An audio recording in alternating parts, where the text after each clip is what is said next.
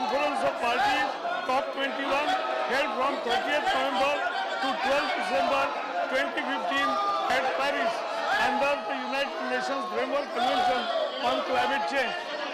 Sir, the 21st Conference of Parties under the UNFCCC was held in Paris from 30th November to 12th December 2015. The COP adopted a new Paris Agreement under the UNFCCC, which would be open for signing by the parties between 22nd April 2016 to 21st April 2017. It concluded the work of ad hoc working group on Durban platform for enhanced action set up in 2011. In order to implement the decision adopted, a new ad hoc working group on Paris Agreement has been set up. I had the honor to lead an interministerial delegation that participated in the Paris conference. India engaged in the negotiations with a positive outlook and a constructive spirit. I am thankful to the Honorable Prime Minister for guiding our efforts and attending the Leaders Summit held on opening day of the conference on 30th November 2015. His statement, including an emphasis on climate justice, common but differentiated responsibilities, renewable energy, was referred to by many leaders, including the French President, Mr. Hollande, during the conference. The outcome of this conference represents a forward march for the global community in the fight against climate change involving all countries. It brought out the success of multilateralism, which involves a spirit of accommodation by all parties to ensure the best possible outcome for the entire planet and the human civilization. Our approach during the negotiation was guided by the cabinet mandate, the national consensus, and a long-term interest of India for developing space and growth to provide basic services and energy access to all our citizens and eradication of poverty, balanced with the need for combating climate change. India advocated a strong, durable climate agreement based on the principles and provisions of the convention. India has been a strong advocate of the principle of differentiation and operationalization of common but differentiated responsibilities in the climate change regime to prevent any further dilution of the principle that has taken place hitherto. I am pleased to inform the House that India has been to secure its interests and the developing countries in this agreement.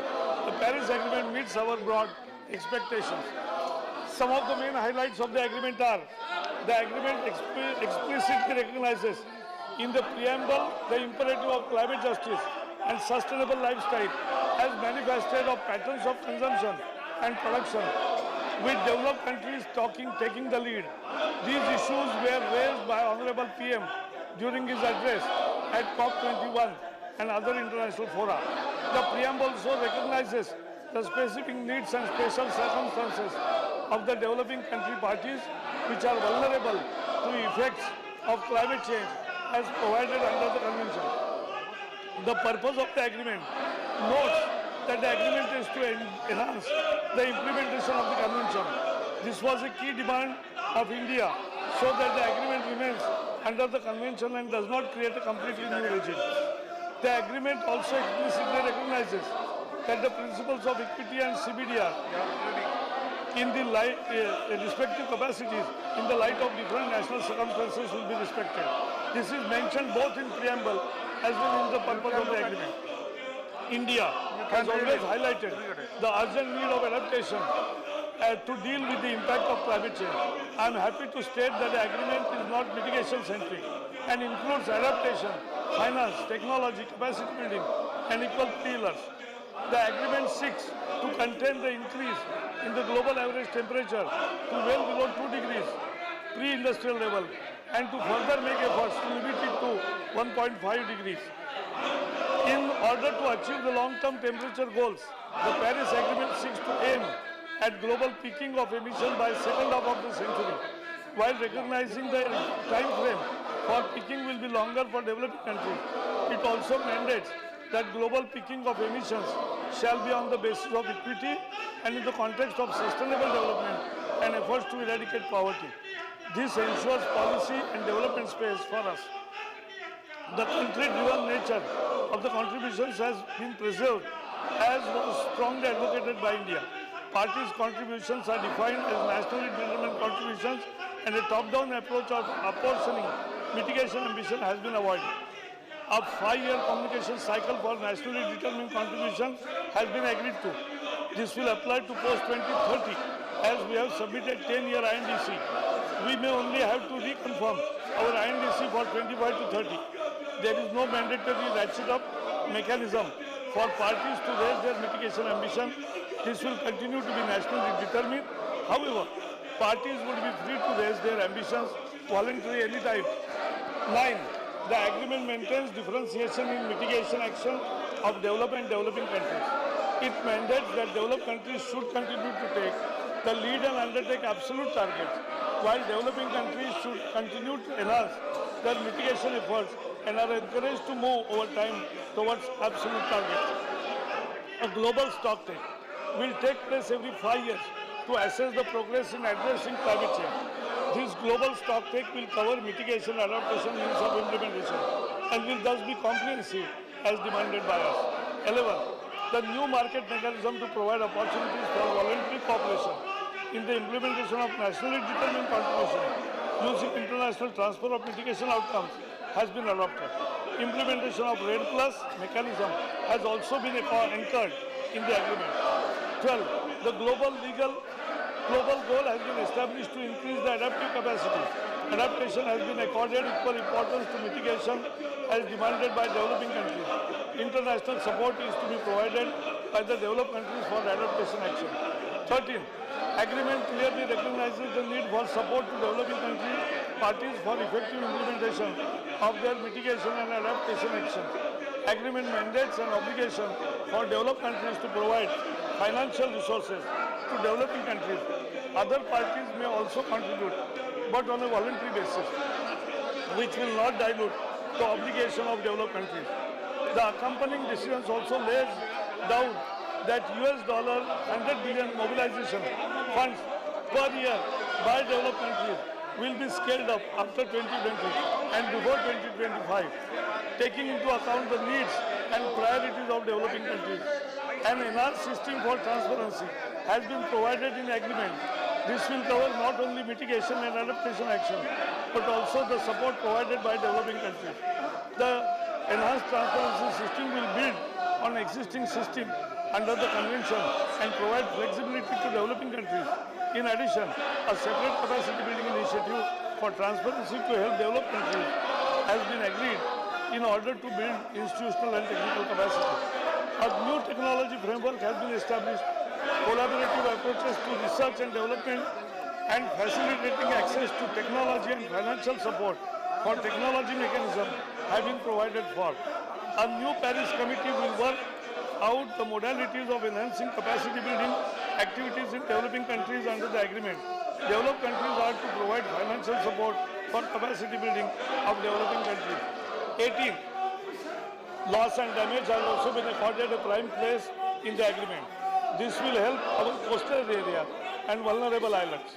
19. Pre-2020 actions are also part of the decisions.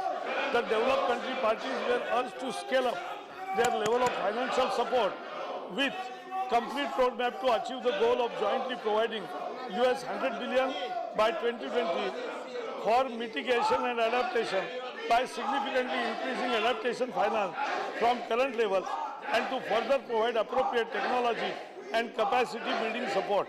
It was also decided to identify ways to enhance the ambition of mitigation efforts by all parties, including identifying opportunities to enhance the provision and mobilization of support and enabling environment.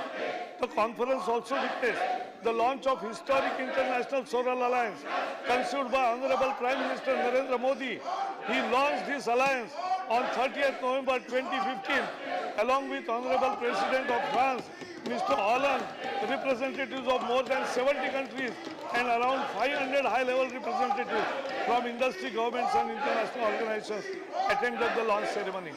This path-breaking alliance will provide an unprecedented boost to solar energy development and deployment of meeting the energy needs in a clean, affordable and sustainable manner. Many countries have expressed their interest in joining the alliance. The French President co-authored a book of quotes with our Prime Minister, which was also released at the high-level event.